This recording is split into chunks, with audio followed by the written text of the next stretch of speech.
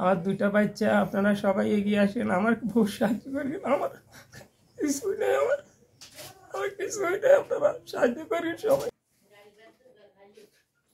স্বামী সন্তান নিয়ে সুখে দিন কাটছিল রেহানার। সরকারি আশ্রয়নের ঘর পাওয়ার পর সুখের মুখ দেখছিলেন, কিন্তু সে সুখ আর কপালে সইল না।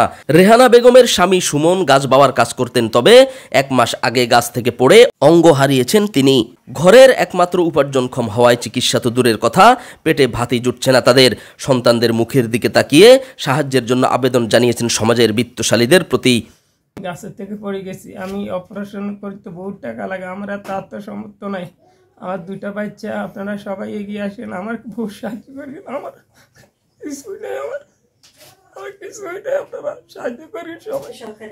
সরকারি ঘরে থাকি আমি সরকারি ঘরে থাকি, আপনারা সবাই সাহায্য করেন। আমার দুটো বাচ্চা, আমার অপারেশন করতে বহুত টাকা লাগে, আমি এই আত্মসমর্থ নাই। আমি সরকারি ঘরে থাকি, কোনো রকম গাছে উড়ি আমি পড়ে গেছি, গাছ বাইতাম আমি।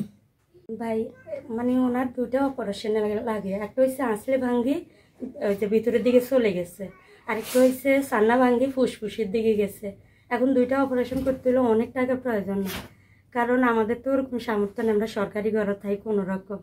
এখন আপনাদের সহযোগিতায়, আপনাদের সাহায্যে যদি আমাদের এতগুলা জীবন যদি বাঁচতে থাকে আর কি, তাইলে ভাই আপনাদের অনেক দোয়া করবো আমরা।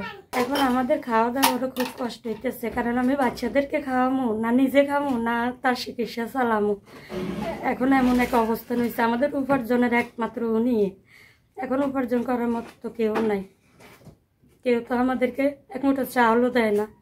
যেহেতু খাই, বাচ্চাদেরকে নিয়ে থাকবো, ওরকম অবস্থানও এখন পাইতেছি না আমরা। এখন আপনাদের সবার কাছে আমরা সহযোগিতা চাইতেছি, সাহায্য চাইতেছি, আমাদেরকে আপনার সাহায্য করেন। সরকারি আশ্রয়নে পাওয়া ঘরে চাটকিল উপজেলার বদলকোট ইউনিয়নের মেঘাদিঘির পাড়ে বর্তমানে সন্তানদের নিয়ে মানবেতর জীবনযাপন করছেন এই দম্পতি।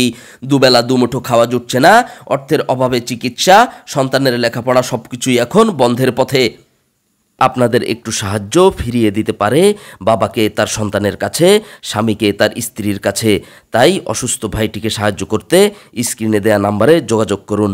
মোহাম্মদ শাহ আলম, প্রতিদিনের নোয়াখালী নিউজ ডেস্ক।